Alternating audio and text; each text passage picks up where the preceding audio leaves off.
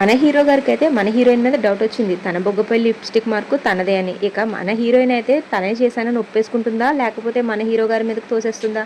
అసలు ఈరోజు స్టోరీలో ఏం జరిగిందో తెలుసుకోవాలనుకుంటున్నారా? అలాగే రేపటి స్టోరీ కూడా ఏంటో తెలుసుకోవాలనుకుంటున్నారా? అయితే ఈ వీడియో పూర్తిగా చూడండి, ఎక్కడ స్కిప్ చేయొద్దు. లాస్ట్లో ట్విస్ట్ ఉంది, అస్సలు మిస్ అవ్వద్దు. ఇక ఈరోజు స్టోరీలోకి వెళ్ళిపోయే ముందు మన ఛానల్ సబ్స్క్రైబ్ చేసుకుని బెల్ ఐకాన్ ఆన్లో పెట్టుకోండి.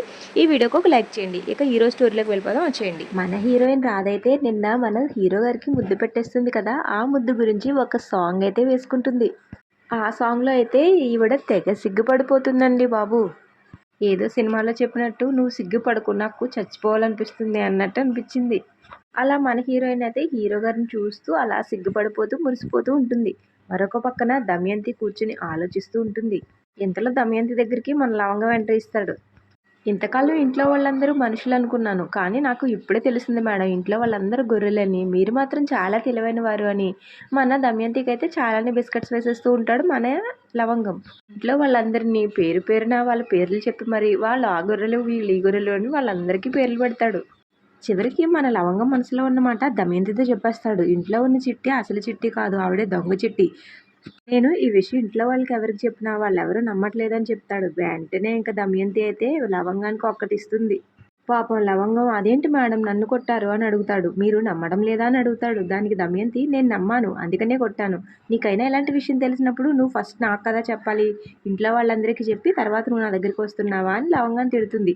సర్లే కానీ ఇంకా ఈ విషయం ఎక్కడితో మర్చిపో అని చెప్తుంది. ఆ మాటకి లవంగం చాలా షాక్ అవుతాడు. ఇక ఆ దొంగ చిట్టి గురించి నువ్వు ఆరాలు తీసినా, ఆ దొంగ చిట్టి గురించి ఎవరికైనా చెప్పినా నీకు అది ఆఖరి రోజు అవుతుందని మన లవంగానికి గట్టి వార్నింగ్ ఇచ్చేస్తుంది దమయంతి. ఇక అలా లవంగం ద్వారా బయటపడుతుందేమో అని నిజం ఇక్కడే సమాధి చేసేస్తుంది దమయంతి. తర్వాత రోజు మార్నింగ్ మన హీరో గారు లేచి తన బొగ్గుపై ఉన్న లిప్స్టిక్ మార్క్ అయితే చూసేసుకుంటాడు. ఆ మార్క్ చూసుకుని చాలా ఆశ్చర్యపోతాడు. ఇక పదే పదే అద్దంలో చూసుకుంటాడు. తర్వాత బాగా ఆలోచించిన తర్వాత మన హీరో గారికి అయితే ఇది రాధే చేసి ఉంటుందని, ఇక రాధ కోసం గట్టి గట్టిగా రాధా రాధా అని అరుస్తూ ఉంటాడు. తర్వాత మన హీరోయిన్ అక్కడికి ఎంట్రీ ఇచ్చిన తర్వాత మన హీరో గారు అయితే అడుగుతాడు, ఏంటి నా బొగ్గ పైన లిప్స్టిక్ మార్క్స్ ఇక నువ్వే పెట్టావా అని అడుగుతాడు. దానికి చిచి మీకెవరు పెడతారు, మీకు మీరే పెట్టుకుని ఉంటారని చెప్తుంది.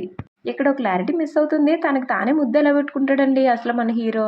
వీళ్ళ ఎక్స్ప్లెనేషన్ కూడా ఇలా ఉందేంటో నాకు అయితే అర్థం కాలేదు అసలు.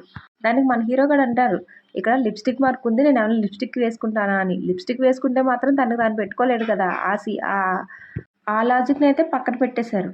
ఇక మన హీరో గారు మన హీరోయిన్ అయితే అడుగుతూ ఉంటాడు, నువ్వే కదా పెట్టావు, నువ్వు కావాలనే చేసావు కదా అని. దానికి మన హీరోయిన్ కూడా అస్సలు ఒప్పుకోదు. తర్వాత మన హీరోయిన్ రాధైతే ఇలా అంటుంది, నేనైతే పెట్టలేదు, ఒకవేళ చిట్టి పెట్టిందేమో అని. ఇక మన హీరో గారు అయితే చిట్టినా అని గాల్లో తేలిపోతూ ఉంటాడు. ఇక మన హీరో గారు అలా గాల్లో తేలిపోతూ ఉంటాడు. తర్వాత మళ్ళీ అడుగుతాడు రాధని, అయినా చిట్టి విషయం కాసేపు పక్కన పెట్టు, నువ్వే కదా పెట్టావని. ఇక మన హీరోయిన్ రాధైతే ఇక నిన్నేం జరిగిందో నీకు గుర్తులేదా అని నిన్న జరిగిందంతా మన హీరో విక్రమ్ కృష్ణతోనే చెప్పించేస్తుంది.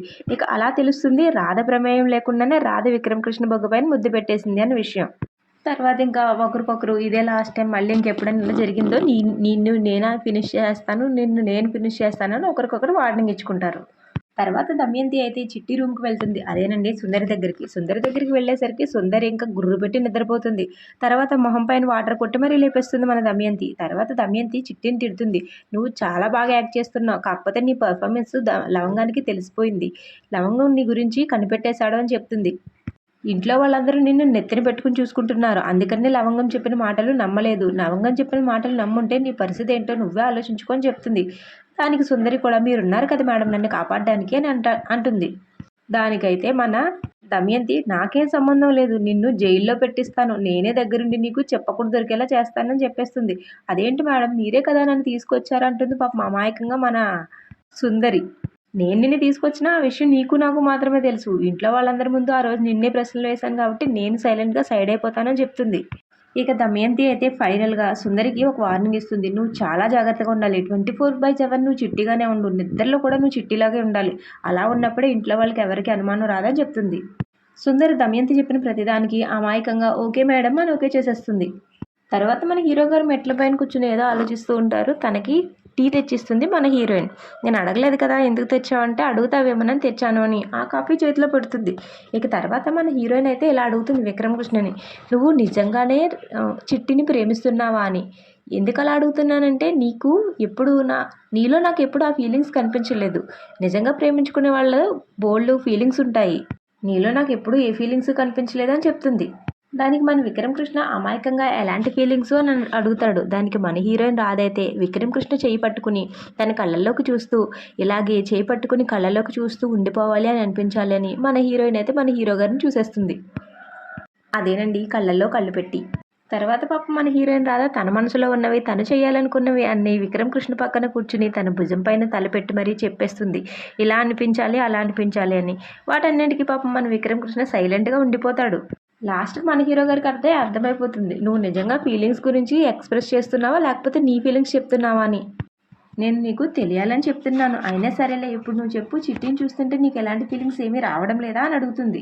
అప్పుడు మన హీరో విక్రమ్ కృష్ణ మనసులో ఇలా అనుకుంటాడు, నిజంగా రావట్లేదని చెప్తే మళ్ళీ ఇది ఎత్తేస్తుందేమో, సరేలే వస్తున్నాయనే చెప్దామని. మన హీరో గారు అయితే ఇక మన హీరోయిన్ దగ్గర యాక్ట్ చేయడం మొదలు పెట్టేస్తాడు. రాకపోవడం ఏంటి, నాకు బోల్డ్ అని వస్తున్నాయి, ఇంకా ఒకటి కాదు 100 చెప్తాడు మన హీరో గారు. చిట్టితో అలా చేయాలని ఉంది ఇలా చేయాలని ఉంది అని. మన హీరోయిన్ అయితే ఇక ఈయన గారి అబద్ధాలు అయితే కనిపెట్టేస్తుంది. నాకైతే నమ్మకం లేదు, నువ్వు అబద్ధాలు చెప్తున్నావు కదా అని అడిగేస్తుంది. దానికి మన హీరో గారు అయితే దీనికి ప్రతిదీ ఎలా తెలిసిపోతాయి అబ్బా అని అనుకుంటాడు మనసులో. మన విక్రమ్ కృష్ణ అయితే అమాయకంగా అబ్బే లేదు లేదు ఇదంతా నిజమని చెప్తుంది. ఇక్కడ మనకి అతడు మూవీ సినిమా రిపీట్ అవుతుంది. అలా చెప్పాను ఎందుకు అనుకుంటున్నారా, మీరే వినేయండి చెప్పేస్తాను. ఇక మన హీరోయిన్ అంటుంది, ఒకవేళ నువ్వు చెప్పేది నిజమనుకో ఇప్పుడు వర్షం రాదు, ఒకవేళ నువ్వు చెప్పేది నిజం కాదు అబద్ధం అయితే ఇప్పుడు తప్పకుండా వర్షం వస్తుందని చెప్తుంది. ఇక వీళ్ళిద్దరు కూడా ఒకరినొకరు సవాల్ చేసుకుంటారు. ఇక మన హీరోయిన్ రాధైతే వర్షం రావడానికి ప్రేయర్ చేస్తుంది. ఇక వర్షం కూడా వచ్చేస్తుంది రేపటి ఎపిసోడ్లో. ఈరోజు ఎపిసోడ్లో అయితే రాదండి. ఇక రేపటి ఎపిసోడ్లో మన హీరోయిన్ అడగగానే వర్షం పడిపోతుంది. ఇక మన హీరోకి చిన్నప్పుడు విషయం గుర్తొస్తుంది. ఏంటి నువ్వు నిజంగానే అడిగితే వర్షం వస్తుందా అని చిన్నప్పుడు చిట్టిని అడుగుతాడు మన హీరో గారు. ఇక దానికి అవునని సమాధానం చెప్తుంది చిట్టి. ఆ సీన్ ఒకసారి గుర్తు చేసుకుంటాడు మన హీరో గారు. అలా వర్షంలో వీళ్ళిద్దరు డాన్స్ చేస్తూ ఉంటారు. రేపటి ఎపిసోడ్ మరింత ఇంట్రెస్టింగ్గా ఉండబోతుంది. అస్సలు మిస్ అవ్వద్దు. మన ఛానల్ సబ్స్క్రైబ్ చేసుకుని బెల్ ఐకాన్ ఆన్లో పెట్టుకోండి. రేపటి ఎపిసోడ్ కోసం వెయిట్ చేయండి. Thank you so much for watching.